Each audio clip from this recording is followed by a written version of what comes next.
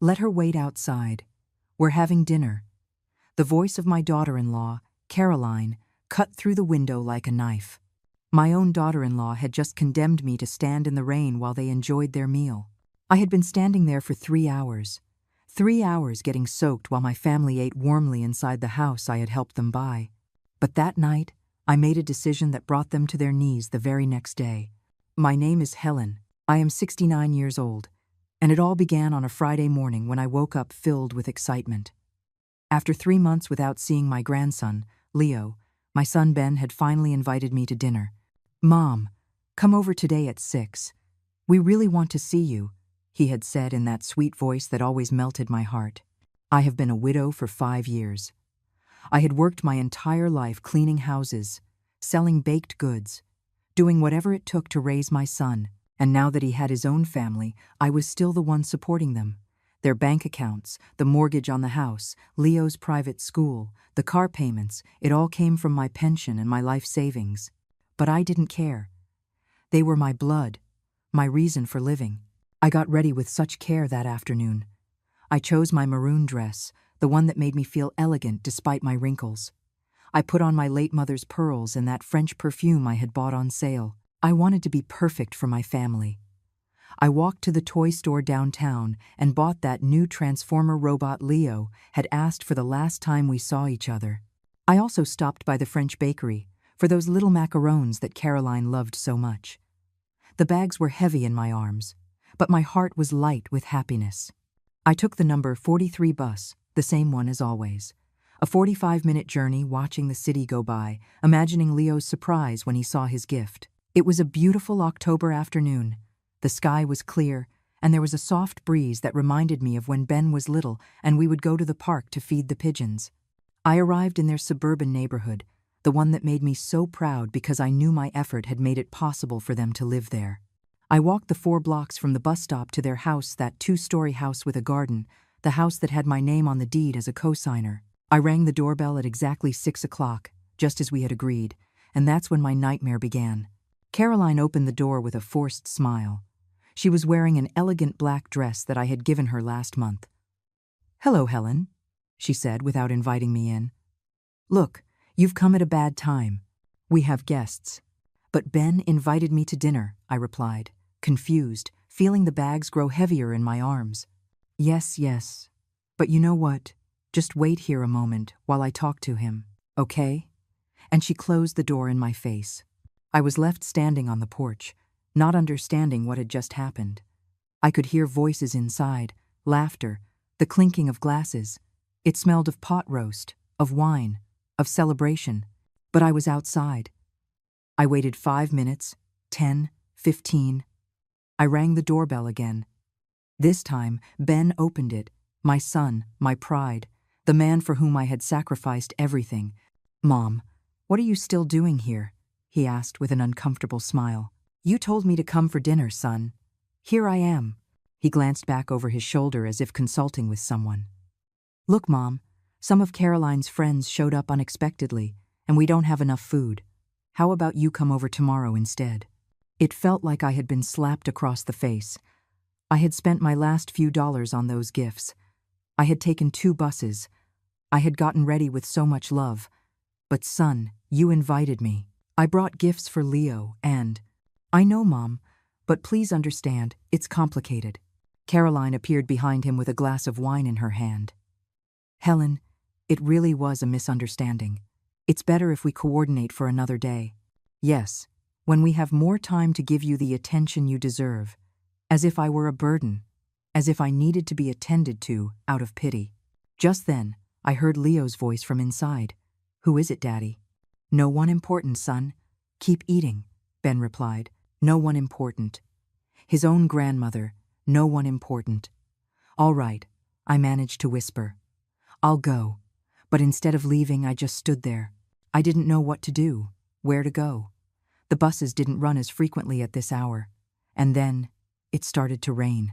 At first, it was a soft drizzle, little drops landing on my freshly styled hair. But within minutes, it turned into a torrential downpour, soaking my maroon dress, the one I had chosen with such care. I took shelter under the small overhang of the entrance, pressed against the door of my own family's home. I could hear their conversations perfectly from inside. Laughter, toasts, background music. "Who was that, honey?" I heard an unfamiliar female voice ask. "Ben's mother," Caroline replied with a tone of annoyance. "She just showed up unannounced." "But I invited her," my son protested weakly. "Oh, Ben, you know she makes me nervous when she comes over. She always finds something to complain about the house, how we raise Leo, everything." My heart broke a little more. What did I complain about? I had never said a word out of place. I always praised them, defended them, admired them. "Besides," Caroline continued, "you know how she gets when she drinks wine. She becomes so intense, so emotional." Intense? Emotional? They barely offered me a glass of water when I visited. The rain intensified, and I stood there like a wet statue, listening to them talk about me behind my back. "What if she gets sick out there?" Ben asked with a hint of concern. "Don't be dramatic. She's probably gone by now. Your mother is tougher than she looks." But I hadn't left. I couldn't leave. It was as if my legs had taken root in that marble porch I had helped pay for. An hour passed. Water seeped through my shoes. I could feel my clothes sticking to my wrinkled skin. I shivered from the cold, but something inside me refused to move. I rang the doorbell again. This time, they took a long time to answer. When they finally did, it was Ben, with an expression of annoyance. "Mom, are you still here? You're going to get sick. Son, please, just let me in to dry off. I promise I won't bother anyone. Look, Mom, the guests are uncomfortable. It's nothing personal, but I am your mother, Ben, the woman who gave you life, who worked day and night so you could go to college, who is still paying the bills for this house." His face hardened. "Here you go again. This is why Caroline doesn't want you coming over so often. You turn everything into a drama." "A drama? Asking for a little respect was a drama?" "Son, I just want to be with my family. Is that too much to ask?" "Ben, close the door. You're letting all the cold air in," Caroline shouted from inside. And my son, my own son, obeyed. He closed the door without another word. I stood there, in the rain, feeling tears mix with the water falling from the sky. The bags with the gifts were soaked, the wrapping paper dissolving in my hands. I walked over to the dining room window. Through the lace curtains I had given them last year, I could see the perfect scene. The table set with fine china, crystal glasses gleaming under the chandelier, elegant people chatting animatedly. There was my grandson Leo, sitting in his high chair, eating peacefully. My grandson, for whom I bought clothes, toys, for whom I paid for the most expensive school in the city. "Grandma loves you, Leo," I whispered, pressing my face against the fogged-up window.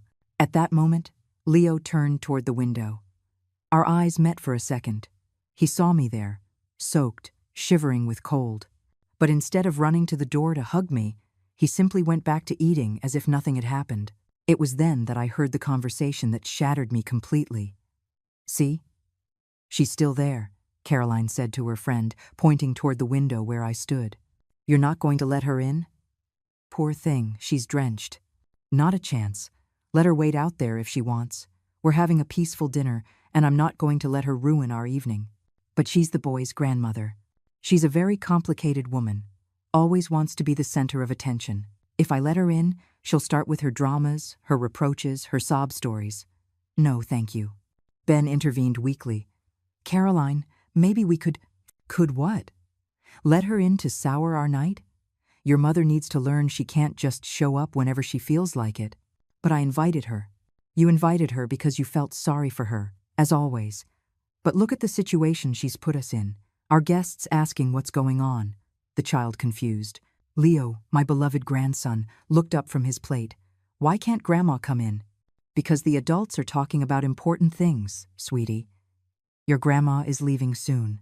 But I wasn't leaving. I couldn't.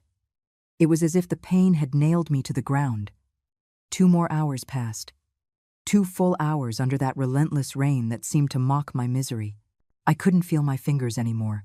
The cold had seeped so deep into my bones that I wasn't even shivering. It was as if my body had accepted defeat, but my soul was still burning with humiliation.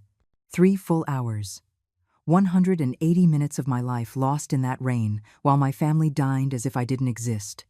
Water streamed down my face, washing away the makeup I had so carefully applied. My maroon dress, the one that made me feel elegant, was now plastered to my body like a cold, wet second skin. The gift bags were a disaster. The wrapping paper had completely disintegrated, revealing the soaked box of Leo's robot. The macarons had turned into a soggy mess inside their elegant packaging.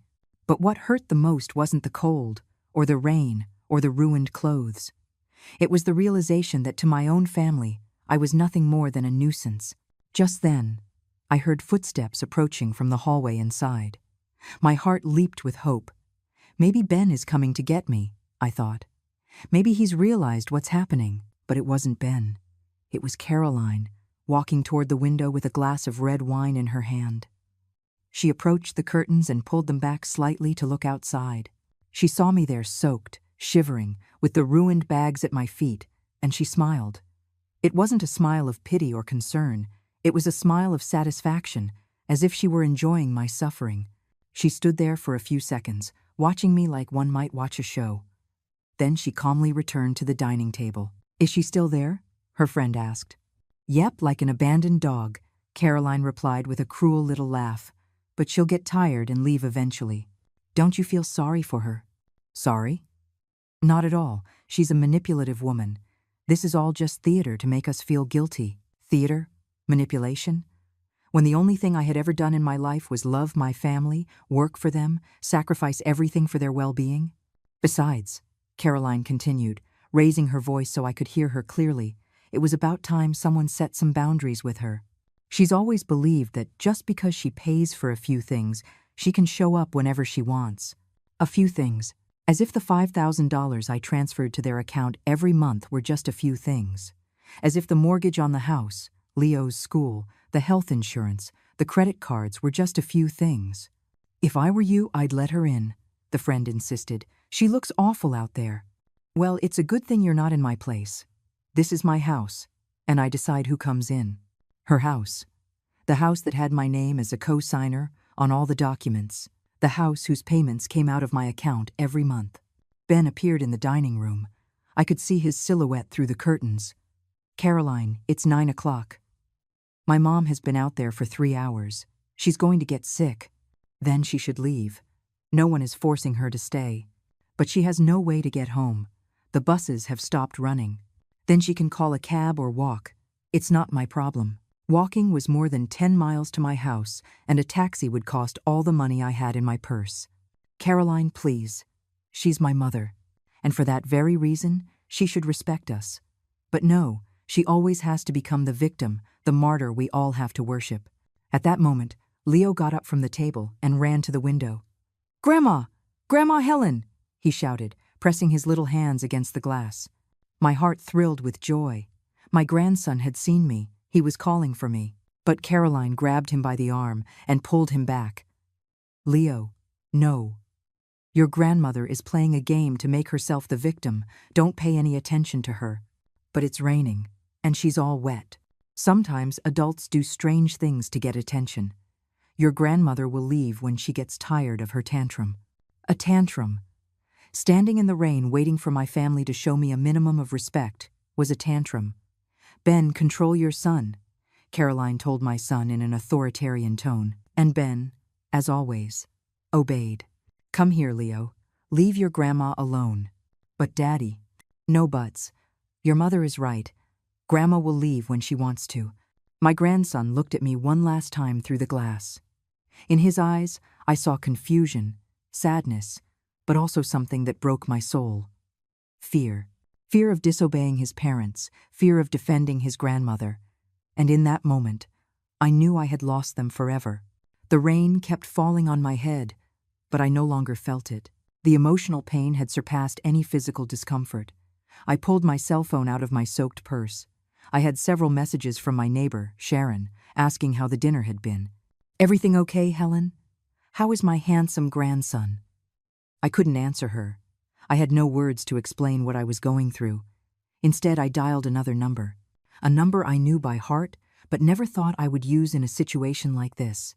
The phone rang once, twice, 3 times. National Bank Customer Service. This is Patricia speaking. How can I help you? Good evening, I said, my voice cracking from the cold and emotion. I need to freeze some accounts. Of course, ma'am.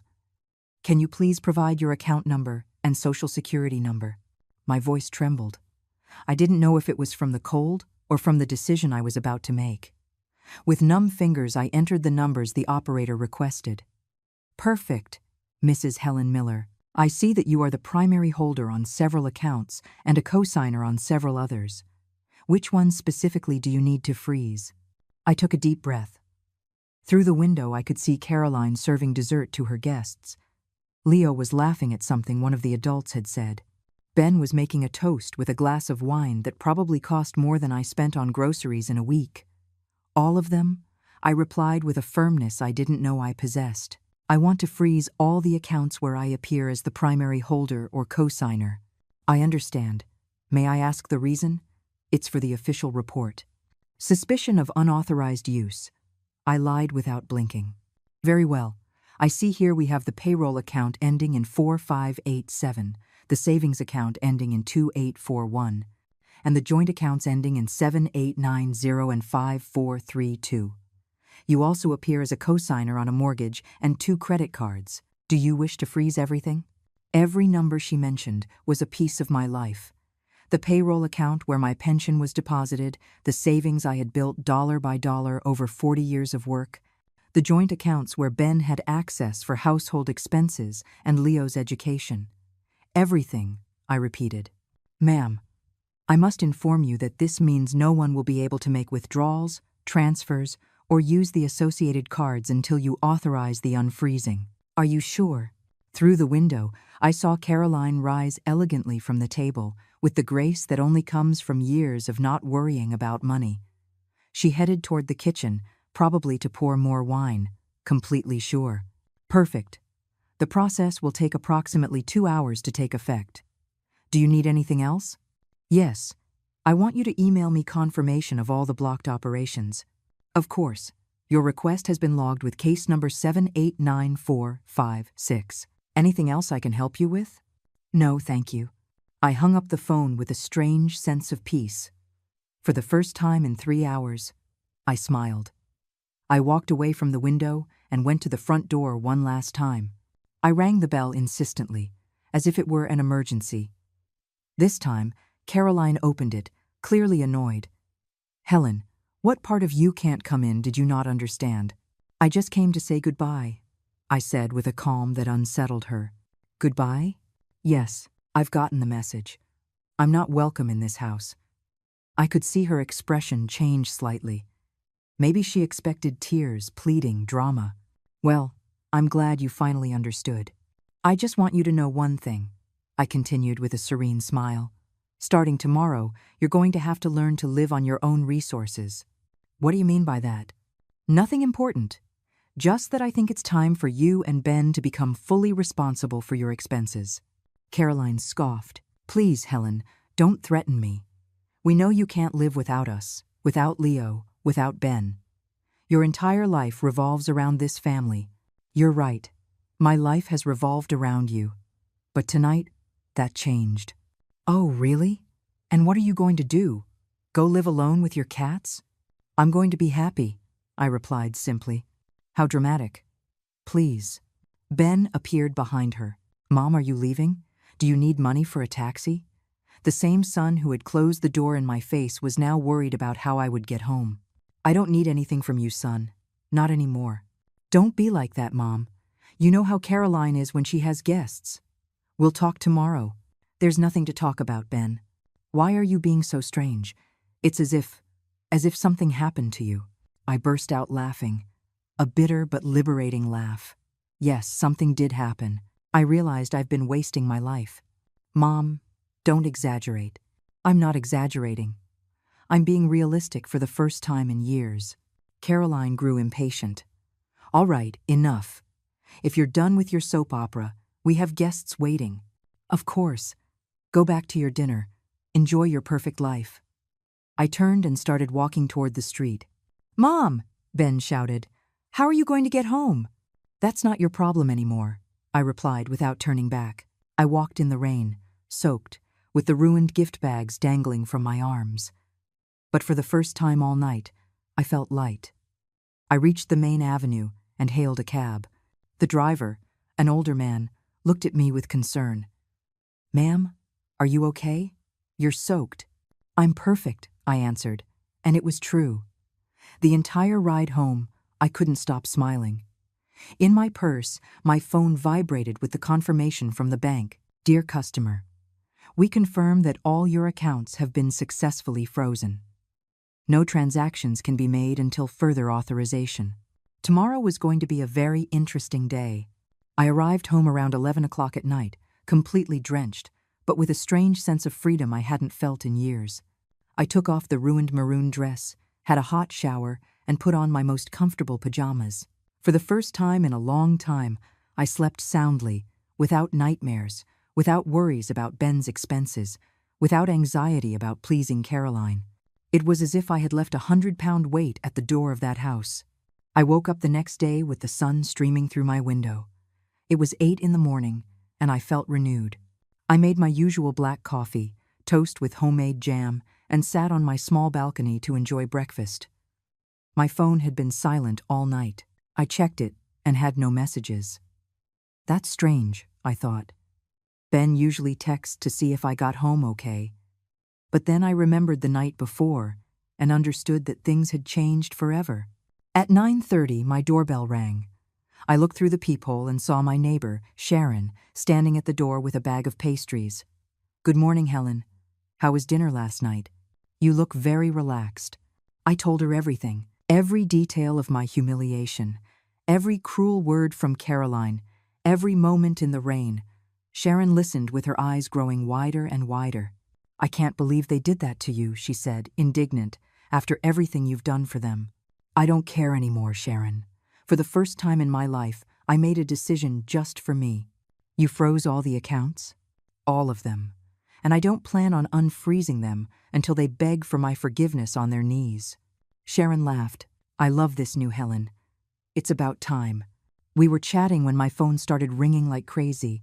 It was Ben. "Answer it," Sharon said with a mischievous grin. "This is going to be good." "Hello? Mom? What did you do?" "Good morning, son. How did you sleep?" "Mom, don't play dumb. The cards aren't working." Caroline went to the supermarket and all her purchases were declined. We went to the bank and they told us the accounts are frozen. "Oh, really? Why did you do that?"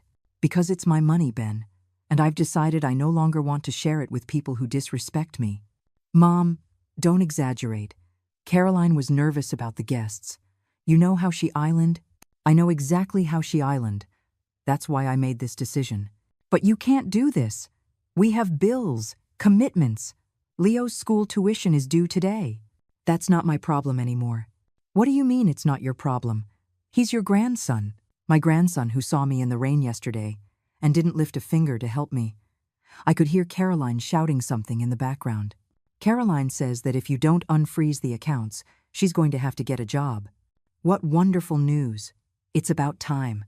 "Mom, please, come to the house and we can talk." "I am not setting foot in that house until Caroline apologizes for treating me like a stray dog." "You're exaggerating." 3 hours in the rain is exaggerating?" Ben fell silent. "Mom, look," Caroline says. She says that maybe she misspoke yesterday. "Maybe she misspoke?" I repeated for Sharon to hear. My friend covered her mouth to keep from laughing. "Yeah, you know how she is when she's stressed." "Son, I'm going to tell you something, and I want you to listen carefully. For 5 years I have paid your mortgage, your credit cards, Leo's school, the groceries, the gas, the health insurance, the vacations, everything. And the only payment I have received in return has been humiliation." "That's not true." "No? When was the last time Caroline thanked me for anything? When was the last time you invited me to dinner without me having to beg? When was the last time my opinions were treated with respect?" Ben didn't answer. "Exactly. Never. But Mom, we're family. Family respects each other, son. And you both lost that right yesterday." I hung up the phone and put it on silent. Sharon applauded. "Bravo. You gave me chills. I'm so proud of you." Thanks. But this is just the beginning. 30 minutes later, my doorbell rang.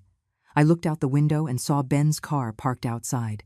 Both he and Caroline got out and headed toward my door. They're here, I told Sharon. Do you want me to leave? Not at all. Stay. I need a witness. I opened the door before they could knock. Caroline's eyes were red and swollen as if she'd been crying. Ben looked desperate. Mom, please, we need to talk. We can talk right here at the door. Sharon is staying as a witness. A witness to what? Caroline asked in a broken voice. To whatever you're about to say. Caroline took a step closer. Helen, I am very sorry about yesterday. I was stressed with the guests, and I didn't think about the consequences of my words. Which words specifically? Well, when I said for you to wait outside. That's all? Caroline looked at Ben, seeking help. I'm also sorry for making you wait so long. How long exactly? I don't know. An hour? 3 hours, Caroline. 3 hours in the rain. Yes, 3 hours. I'm very sorry.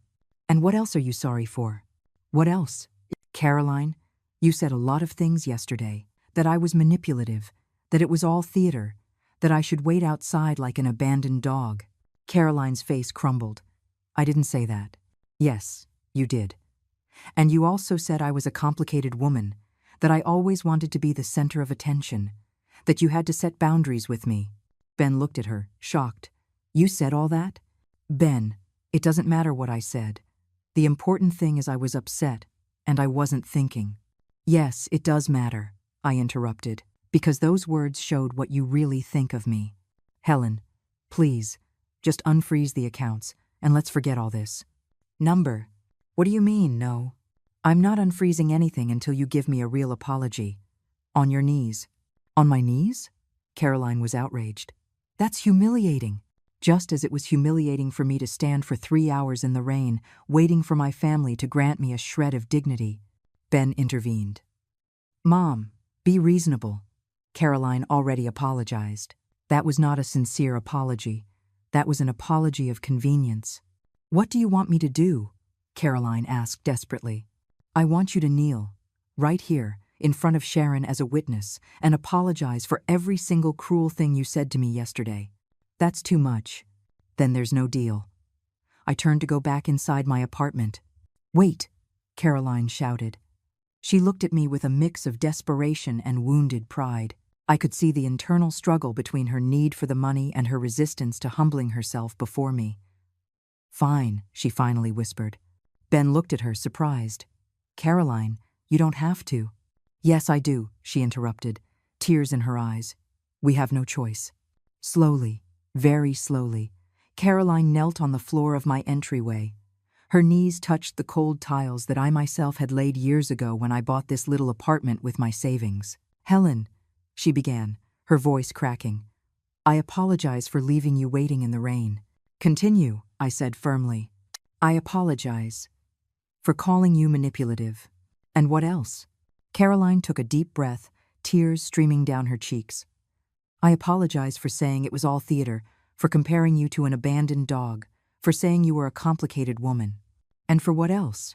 For saying I had to set boundaries with you, for not recognizing everything you've done for us, for disrespecting you in my own house. Sharon watched the scene with wide eyes. Ben looked uncomfortable, shuffling his feet nervously. And do you promise this will never happen again? I promise, Caroline whispered. I didn't hear you. I promise, she cried out in desperation. Get up, I said finally. Caroline rose slowly, wiping tears with the back of her hand.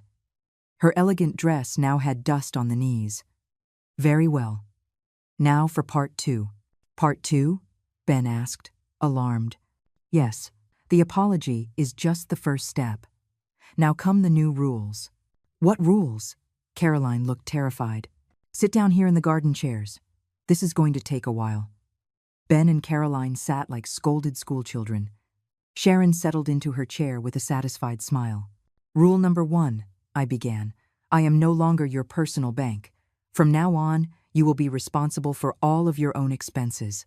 But Mom, let me finish, Ben. Rule number 2. I will transfer money only for Leo's basic expenses. His school, his food, his clothes. But piano lessons, swimming, tutoring, and all those other extras are over until you can pay for them yourselves. Caroline turned pale. Rule number 3. No more expensive restaurants, trips, designer clothes, or whims paid for with my money. Helen, that's impossible. We can't live like that. Of course you can. Millions of families live with fewer resources and are perfectly happy, but we're already used to. Exactly. You are used to living above your means using my money. That is over. Ben interjected nervously. Mom, what if Caroline gets a job? Could you consider? Rule number 4, I continued, relentless. Caroline has 30 days to find a job. If she doesn't, I will cut off all financial support, permanently. 30 days? Caroline exclaimed. That's such a short time.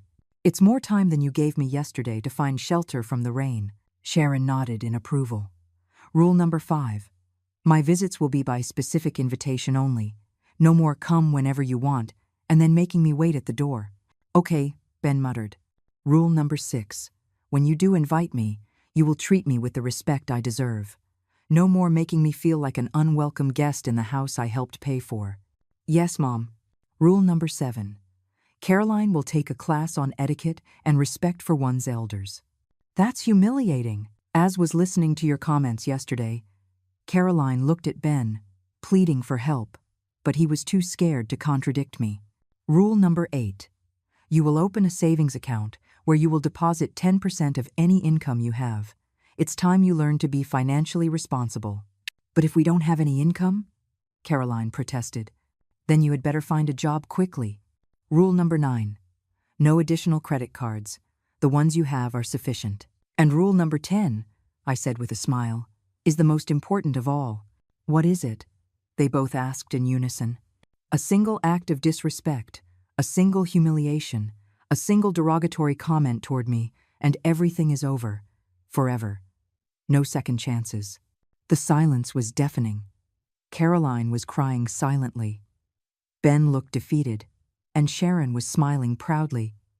Do you agree to all the rules? I asked. Yes, Ben whispered. Caroline? Yes, she replied through her tears. Perfect. Sharon is a witness to this agreement. If you break it, she can confirm it. Helen, Caroline said in a pleading voice, when will you unfreeze the accounts? When I see real results. When Caroline gets a job. When you treat me with genuine respect. When you prove that you have learned your lesson. And in the meantime, you'll have to manage with whatever cash you have. Ben took out his wallet and checked it. I only have $20. And I have 5, Caroline added. Then you had better manage that money well, until things change. Caroline stood up from her chair, trembling. And if I don't find a job in 30 days? Then you will have to move to a cheaper place, take Leo out of private school, and live like normal people live. You can't do that to us. Of course I can. It's my money, and I decide how it's used. Ben approached me, his face pleading. Mom, please, be flexible. Caroline will change. You saw she apologized. She apologized because she had no other choice. A real apology, from true remorse, is very different. What do we have to do to make you truly forgive us? Caroline asked desperately. Prove to me over the next few months that you really value what I've done for you, that you respect me not for my money, but for being the matriarch of this family. We will, Ben promised. I hope so. Because this is your last chance. They left that afternoon, empty-handed and with their heads bowed. I watched them walk away through the window, talking amongst themselves with desperate gestures. Helen, Sharon said when they were gone, you are my hero. I wish all women our age had the courage you just showed. The following days were revealing. For the first time in years, my phone didn't ring constantly with requests for money, complaints about expenses, or Caroline asking for a little transfer for some whim. The silence was beautiful. Sharon came over for coffee every afternoon. Word had spread in the apartment building about what had happened, and my neighbors congratulated me for setting boundaries. Helen, we all knew that daughter-in-law of yours was bleeding you dry, said Mrs. Rosa from the 4th floor. But we never thought you'd have the guts to turn off the tap. On the 5th day, Caroline appeared at my door, alone. She looked haggard, with deep dark circles under her eyes and her hair unkempt, a far cry from the elegant, haughty woman of a week ago. Helen, can we talk? We can talk right here in the doorway. But it's private. Caroline, after listening to everything you said about me to your guests, I don't think there's anything private left between us. She bit her lower lip nervously. I've been looking for a job every day, and it's harder than I thought. I'm 35. I haven't worked in 8 years. I have no recent experience. Welcome to the real world. Helen, please. Ben is desperate. Yesterday he had to borrow money from his coworkers to buy food. And what have you done to help? I've been filling out applications, going to interviews. I don't mean that. I mean, what have you done to remedy the damage you caused me? Caroline fell silent. Exactly. Nothing. What do you want me to do? I want you to truly understand what you did. I want you to feel, even just a little bit, the humiliation you put me through. He already apologized. You knelt because you had no choice. But you haven't shown a single gram of genuine remorse. Caroline started to cry. What more do you want from me? I want you to go to every single person who was at your house that night and tell them the truth. Tell them you left me in the rain for 3 hours, that you treated me like an animal, that all of this happened because I am a woman who deserves respect. That's humiliating. Exactly. Now you know how I felt. I can't do that. They're my friends. I'd look like a what? A cruel woman who mistreats her mother-in-law? Because that is exactly what you are. Caroline wiped her tears with the sleeve of her cheap sweater. It was the first time I had seen her not wearing designer clothes. If I do that, will you unfreeze the accounts? It's a first step, but it's not enough. What else? I want you to seriously look for work, not online applications from your couch. I want you to go out every day, knock on doors, beg if you have to. I'm already doing that. Oh, really? Have you gone to clean houses? Have you asked in restaurants if they need waitresses? Have you considered working in a supermarket? Caroline's face fell. Those kinds of jobs are what? Humiliating? Just as it was humiliating for me to clean houses for 30 years so my son could go to college? As it is humiliating to work from sunup to sundown to support a family that doesn't value you? I didn't know. Of course you knew. You just didn't care. Caroline stood there in my doorway, watching her world of privilege crumble. Helen, I promise I will change. Promises are carried away by the wind, Caroline. Actions are what count. Give me a chance. I am giving you a chance. You have 25 days to get any job, and I want proof pay stubs, contracts, something tangible. And if I can't find one, then Ben will have to decide if he wants to stay married to a woman who is not willing to contribute to their home. Caroline's eyes widened in panic. You would say that to him? I wouldn't have to. He would realize it himself. Please, Helen, I have a son. Leo is my grandson before he is your son. And he will be fine, because I will never abandon him. But you have to earn your place in this family. Caroline left that day, paler than when she had arrived. 2 days later, Ben came to visit me. He looked terrible, too, but there was something different about him. A humility I hadn't seen in years. Mom, can I come in? Of course, son. He sat in my small living room, looking around as if seeing it for the first time. Your apartment has always been so cozy, he said. I don't know why I never noticed. Because you were too busy enjoying the house I helped you pay for. You're right. And you're right about everything that's happening. I looked at him, surprised. It was the first time Ben had ever sided with me in anything related to Caroline. Do you really think so? Mom, these days without money have opened my eyes.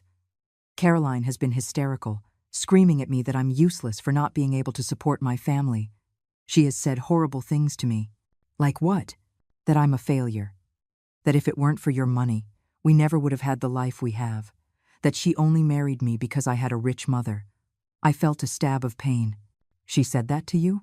Yes. And worse, she told me all her friends laugh at us because we depend on an old woman. An old woman? Her words, not mine. I stood up from my chair, furious. Ben, that woman doesn't love you. She's using you. I know, Mom. I know that now. And what are you going to do about it? I don't know. I'm afraid of being alone. of Leo growing up without a complete family. Son, it is better to grow up in a home with one person who loves him than in a home with two people who hate each other. Ben started to cry.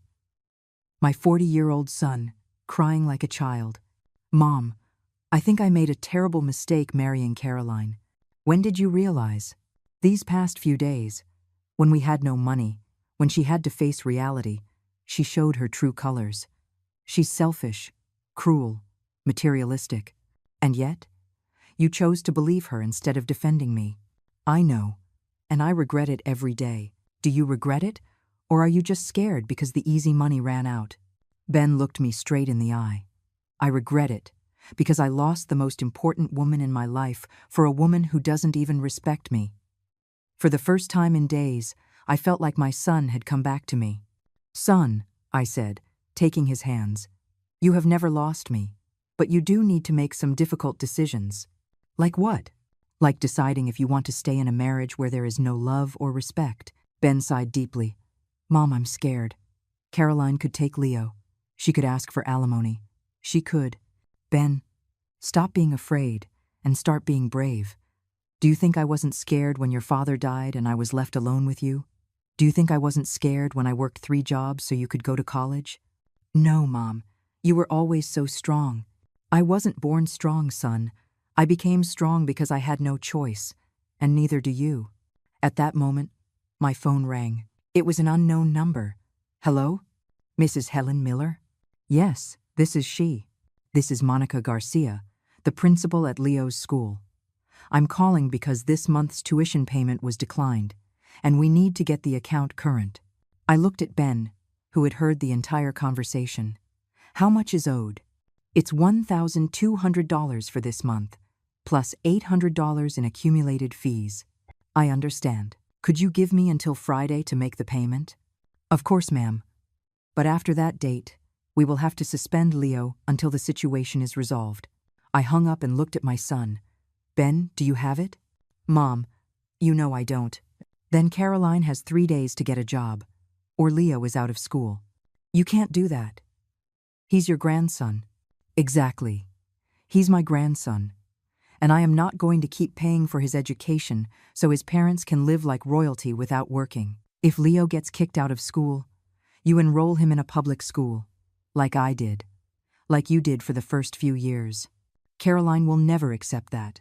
Then Caroline can find a way to pay for it. Ben stood up, desperate. Mom, help me one more time. I promise that after. No, son. The promises are over. Only actions. What do you want me to do? I want you to take control of your life. I want you to tell Caroline that if she doesn't get a job in 3 days, the marriage is over. That's so drastic. You know what's drastic? Leaving your mother in the rain for 3 hours. That's drastic. Ben was quiet for a long time. Would you help me if I divorce Caroline? I would help you raise Leo, help you get a smaller apartment, help you start over, but with conditions. What conditions? First condition, no luxuries. A simple, modest, responsible life. I accept. Second condition, you will value my effort and my sacrifice. You will never take me for granted again. I accept. Third condition, if you ever remarry, your new partner will respect the place I have in this family. I accept it all, Mom. Very well. Then go home and talk to Caroline. Tell her she has 72 hours to get a job, or the marriage is over. And if she says no, then you'll have your answer about what kind of woman she really is. Ben left that afternoon with a mix of determination and nervousness. I waited, knowing the next few hours would be decisive. I didn't have to wait long. At 11 o'clock at night, Caroline appeared at my door in a fury. Open this door, Helen. I opened it to find her disheveled, her eyes red with rage. How dare you put ideas in Ben's head? What are you talking about? He told me that if I don't get a job in 3 days, he's going to divorce me. Ah, he told you that. Yes, and it's your fault. No, Caroline, it's your fault for being a selfish freeloader. I am not a freeloader. Oh no? When was the last time you worked? When was the last time you contributed financially to the household? I take care of the house. I take care of Leo. Leo is in school 8 hours a day, and you have a housekeeper that I also help pay for. Caroline was left without an argument. Helen, please, don't destroy my marriage. I'm not destroying anything. Your attitude is destroying it. What do you want from me? I want you to go out tomorrow and look for a job, any job, and get one before Friday.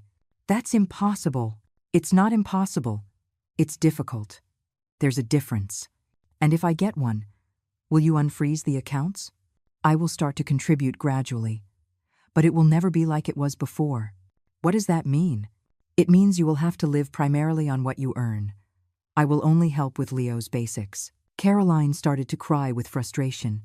It's not fair. You know what's not fair?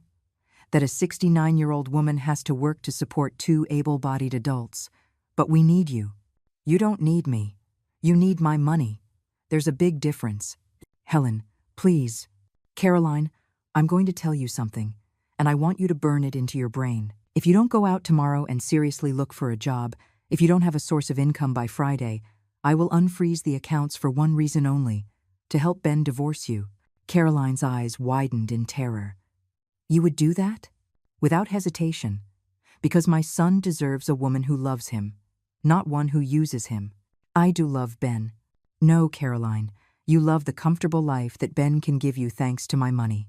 That's not true. Then prove it. Get a job. Support your family. And show that you can love Ben without my money in the picture. Caroline left that night, defeated, but with a clear ultimatum. The next morning, very early, I saw her leave her house dressed simply, carrying a folder of papers. For the first time in 8 years, Caroline was going out to look for a job. It was a start. Friday arrived faster than expected. I was having a quiet breakfast when the doorbell rang at 7 in the morning. It was Ben, with Leo by the hand and a small suitcase. Mom, can we come in? Of course. What happened? Caroline got a job, he said with a tired smile. Waitress at a restaurant. She starts today. I felt a mix of surprise and pride. I hadn't expected her to actually do it. So why do you have a suitcase? Because last night, Caroline and I had a very honest conversation. I told her we needed a fresh start, that I wanted us to go to couples therapy, that things had to change radically. And what did she say? Ben sighed deeply. She said she would rather get a divorce than live like a middle-class woman, that she didn't marry me to work as a waitress and live counting pennies. Seriously? She said that?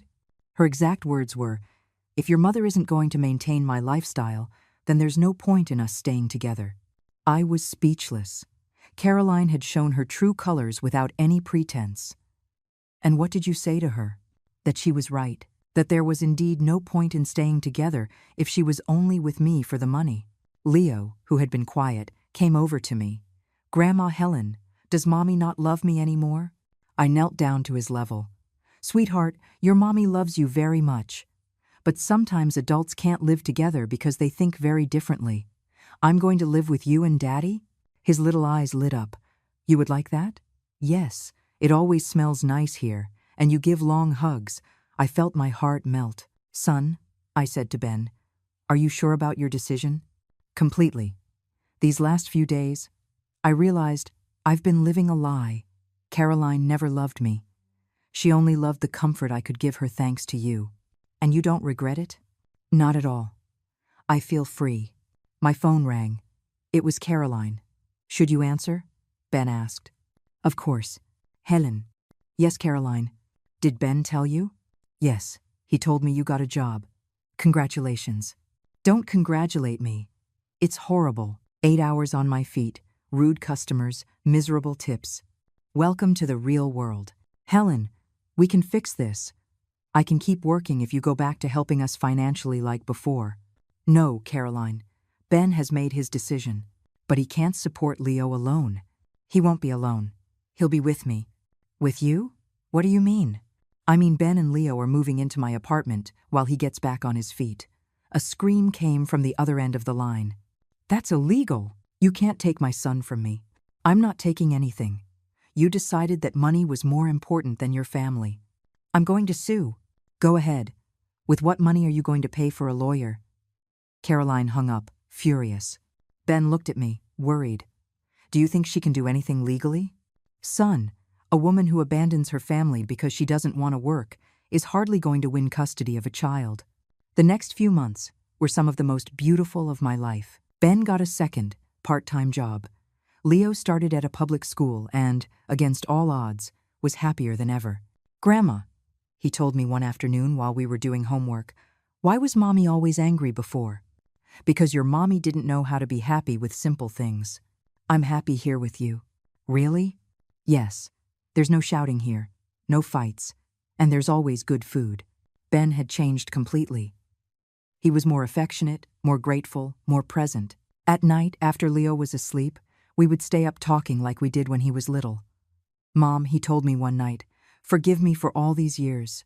For taking you for granted, for not defending you, for letting Caroline treat you so badly. You are already forgiven, son." "Really?" "Really. Because in the end, all of this helped us find each other again." Caroline tried several times to get Ben to come back to her. She promised she had changed, that she now understood the value of work, that they could be happy with less money. But Ben didn't fall for her manipulations again.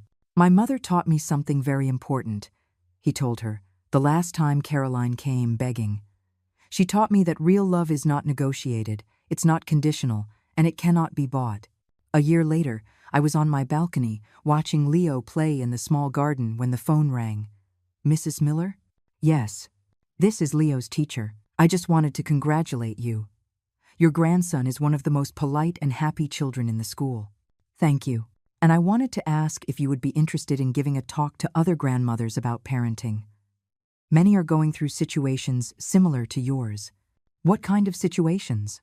"Families who use them financially, children who don't value them, daughters-in-law who mistreat them. Your story has become very well known in the neighborhood." I laughed. "My story is well known?" "Yes. The women your age really admire you. They say you gave them the courage to set boundaries." I agreed to give the talks. Every Saturday, a group of grandmothers comes to my apartment and we share experiences. Many have made decisions similar to mine, and their lives have improved considerably. "Helen," Mrs. Carmen told me a few weeks ago, "you taught us that it's never too late to reclaim our dignity." Just a few days ago, Sharon brought me a letter that had arrived in her mailbox by mistake. It was from Caroline. "Helen," the letter said, "it has been 2 years, and I finally understand what you tried to teach me. Working has made me value the things I used to take for granted. I have a boyfriend now, a simple man who loves me for who I am, not for what I have. I am not asking for your forgiveness because I know I don't deserve it, but I want you to know that you did me a favor. You forced me to grow up." I didn't answer the letter. Some wounds heal better in silence. This morning, while I was making breakfast, Leo wrapped his arms around my waist. "Grandma, you know what?" "What, sweetheart?" "You're the strongest woman in the world." "Why do you say that?" "Because Daddy told me that when I was little, my mommy treated you very badly, but you didn't stay quiet. You said no, and you saved us all." I smiled as I scrambled the eggs. He was right. That night in the rain, I didn't just save myself. I saved my son from a toxic marriage. I saved my grandson from growing up in an environment of falsehood. And I saved my own dignity. At 69 years old, I learned the most important lesson of my life. Self-love is not selfishness, it's survival. And it is never, ever too late to say enough is enough. 5 years have passed since that rainy night that changed my life forever. Today, as I write these words on my small balcony, I can see Leo, now 13, playing soccer in the park with his friends from public school.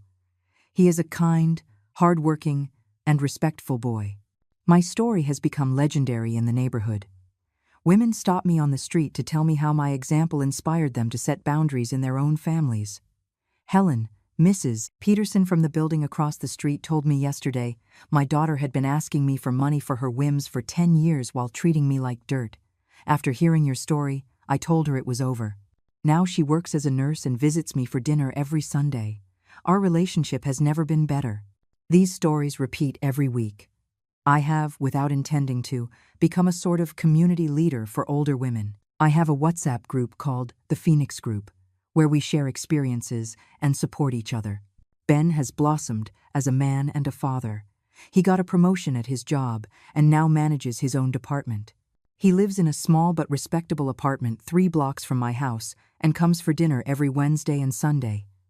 Every visit is genuine, filled with conversation and laughter. Mom, he told me last Sunday, I never imagined that the most painful decision of my life would end up being the most liberating one.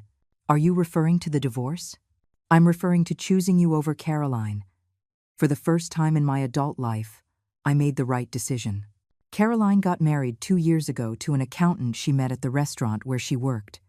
According to Sharon, who heard it through the neighborhood grapevine, they are expecting a baby. I'm glad to know she found her way, even if it was far from us. My financial life has completely changed. I am no longer the family bank, and my savings have grown impressively. I was able to remodel my apartment, travel for the first time in my life to see the beaches of Hawaii, and I even bought myself a nice used car. Helen, Sharon tells me, you look 10 years younger. It's true. I feel young, vital, powerful. At 74, I am living the best chapter of my life. Last month, a social worker from the city came to see me. They had heard about my story and wanted to offer me a position coordinating a program for seniors who are victims of familial financial abuse. Mrs. Miller, your case has become an example to follow. We need women like you to guide others. I accepted immediately. Now I work 20 hours a week helping other grandmothers reclaim their dignity. It is the most satisfying job I've ever had. Last week, an 80-year-old woman came to consult with me.